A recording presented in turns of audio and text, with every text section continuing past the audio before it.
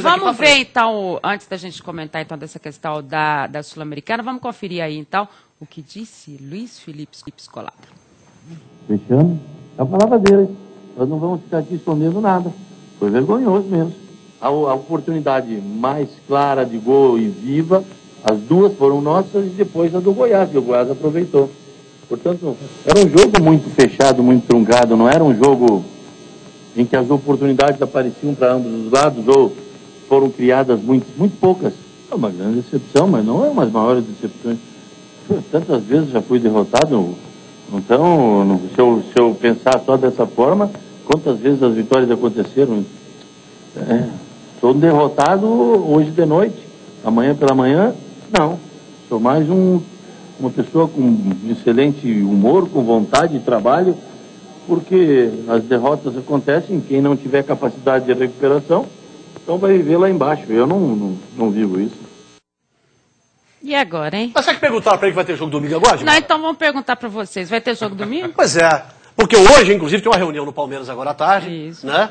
Para decidir se coloca o time titular. Eu acho que tem que colocar precisa de reunião? Eu acho que tem que colocar o time titular até para dar castigo para a turma. Que vem o time titular. Jogar o brasileiro é castigo? Eu não estou entendendo mais nada. Não, mas eu acho até que... Peraí. Um jogador é extremamente bem pago, né? Tem uma super estrutura, faz parte de uma equipe de ponta do Campeonato Brasileiro, e daí tem que ter reunião para saber se é jogo, se vai entrar, se vai entrar o time titular ou se vai entrar o reserva. Como é que você entende isso? É completamente inaceitável uma situação como essa. O jogador que é pago para jogar e os melhores têm que ser escalados para entrar em campo, independentemente de estar priorizando uma competição ou outra. Até fui contra o Atlético quando priorizou o Campeonato Brasileiro, mas sempre deixei claro que entendia os motivos do clube. De qualquer forma, eu queria destacar essa entrevista do Filipão, Dimara. Foi uma das entrevistas que mais me decepcionaram. Tanto esta do Filipão, quanto a do Dunga, após a eliminação do Brasil na Copa do Mundo. Porque eles falaram tanto antes desses jogos, tanto o Filipão quanto o Dunga na Copa, que depois da eliminação você esperava que seriam atacados, que iam desabafar, o que ia acontecer, fazer e acontecer. E nada disso foi visto nessas duas entrevistas coletivas. Mas vamos por meia-culpa, né? Eu acompanhei as duas coletivas, a do Dunga, depois da Copa, e também a do Luiz Felipe Scolari. Eles perguntaram para ele?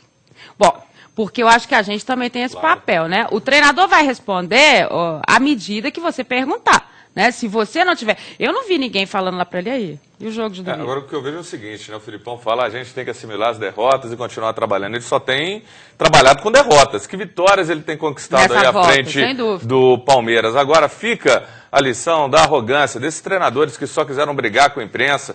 O Adilson saiu do Corinthians, o Tite foi lá e conseguiu impor um trabalho legal. Aí você pega o Muricy, teve que se reciclar, tá um cara mais light no Fluminense, muito melhor. Aí vem o Filipão com essa truculência, o Luxemburgo em alguns momentos e tantos outros. A gente tem que acabar com isso, porque futebol não é na imposição, não é gritando, não é querendo pôr banca, não, é trabalhando. E o futebol, aquilo que você falou, ele é imponderável, o mais fraco ganha do mais forte. Mas o Filipão continuou prepotente e arrogante. Só não é demitido porque é o Filipão, é exemplo do que aconteceu. Porque a multa é alta, o contrato é louco. A essa altura do campeonato, ele está pensando assim, eu coloquei o time misto contra o Atlético de Goiás, tomei de 3.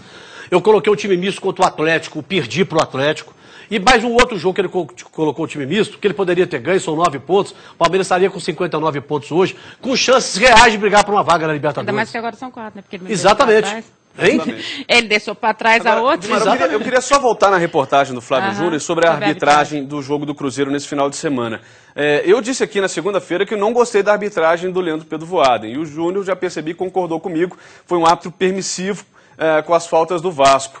Vi jogadores do Cruzeiro aprovando a atuação do árbitro. Né? Agora, é fato que poucos jogadores têm a personalidade de ficar à frente das câmeras e microfones e dizer, não, o árbitro é ruim, o árbitro não soube dar cartão amarelo, não administrou a partida. Porque sabem que se falarem isso, podem ser prejudicados. Então eu duvido muito.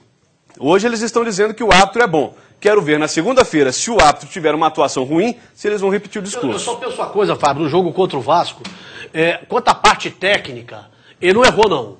porque deixou o jogo correr, o jogo foi até tranquilo. Mas aconteceram. Ele poderia ter dado o cartão, poderia ter expulsado também o Diego Renan, poderia ter expulsado o Carlos Alberto. Os jogadores do Vasco também. Do Vasco, essa coisa toda.